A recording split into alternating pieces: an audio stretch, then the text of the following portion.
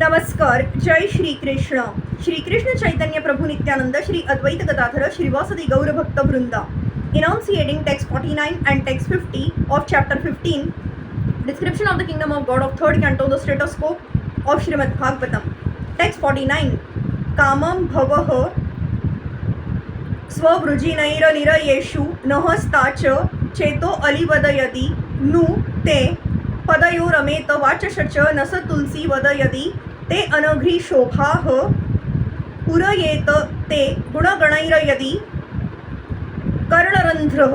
O Lord, we pray that you let us be born in any hellish condition of life, just as long as our hearts and minds are always engaged in the service of your lotus feet and our words may be beautiful, speaking of your activities, just as tulsi leaves are beautified when offered unto your lotus feet, and as long as our ears are always filled with the chanting of your transcendental qualities.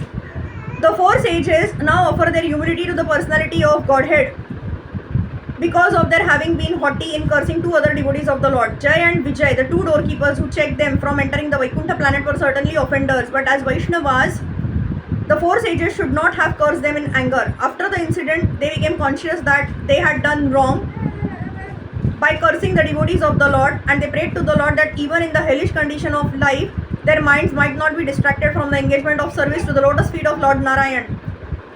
Those who are devotees of the Lord are not afraid of any condition of life, provided there is constant engagement in the service of the Lord. It is said of the Narayana Para, or those who are devotees of Narayan, the Supreme Personality of Godhead, Na Kutaschana Bibhyati.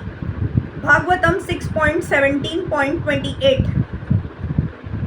They are not afraid of entering a hellish condition, for since they are engaged in the transcendental loving service of the Lord, heaven or hell is the same for them. In material life, both heaven and hell are one and the same because they are material. In either place, there is no engagement in the Lord's service. Therefore, those who are engaged in the service of the Lord see no distinction between heaven and hell. It is only the materialists who prefer one to the other. The four devotees prayed to the Lord that although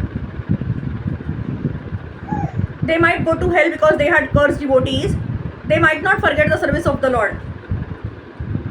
The transcendental loving service of the Lord is performed in three ways: with the body, with the mind, and with words.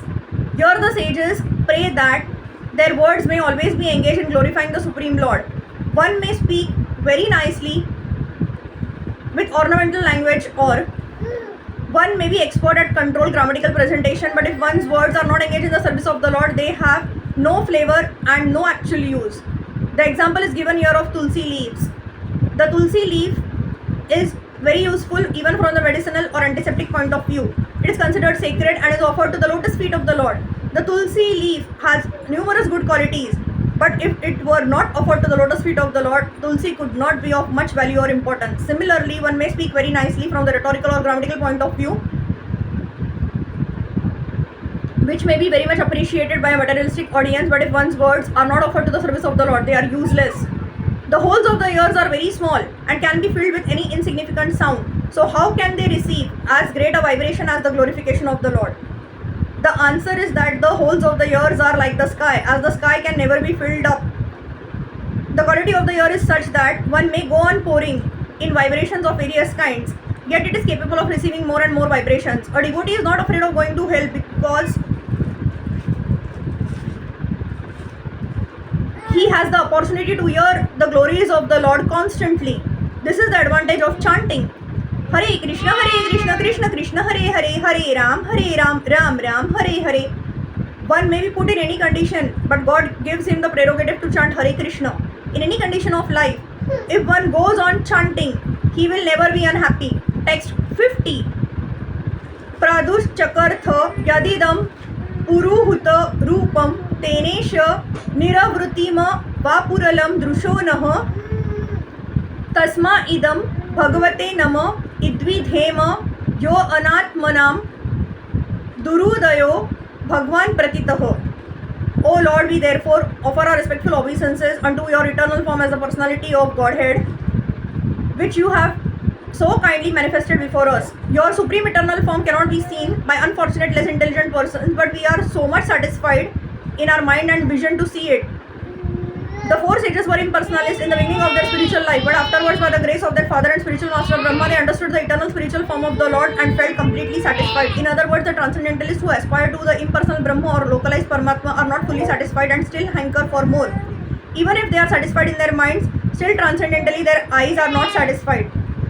But as soon as such persons come to realize the Supreme Personality of Godhead, they are satisfied in all respects. In other words, they become devotees and want to see the form of the Lord continually. It is confirmed in the Brahma Samhita that one who has developed transcendental love of Krishna by smearing his eyes with the ointment of love sees constantly the eternal form of the Lord. The particular word used in this connection, anatmanam, signifies those who have no control over the mind and senses and who therefore speculate and want to become one with the Lord. Such persons cannot have the pleasure of seeing the eternal form of the Lord.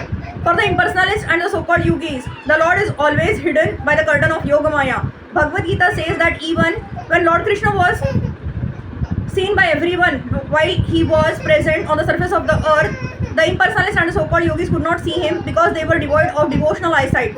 The theory of the impersonalists and so-called yogis is that the Supreme Lord assumes a particular form when he comes in touch with Maya, although actually he has no form. This very conception of the impersonalists and so-called yogis checks them from seeing the Supreme Personality of Godhead as he is. The Lord therefore is always beyond the sight of such non-devotees. The four sages felt so much obliged to the Lord that they offered their respectful obeisances unto him again and again. Thus end the Bhakti Vedanta purports of the third canto, 15th chapter of the Srimad Bhagavatam entitled Description of the Kingdom of God. Hare Krishna, Krishna Krishna, Hare Hare, Hare Ram, Ram Ram, Hare Hare.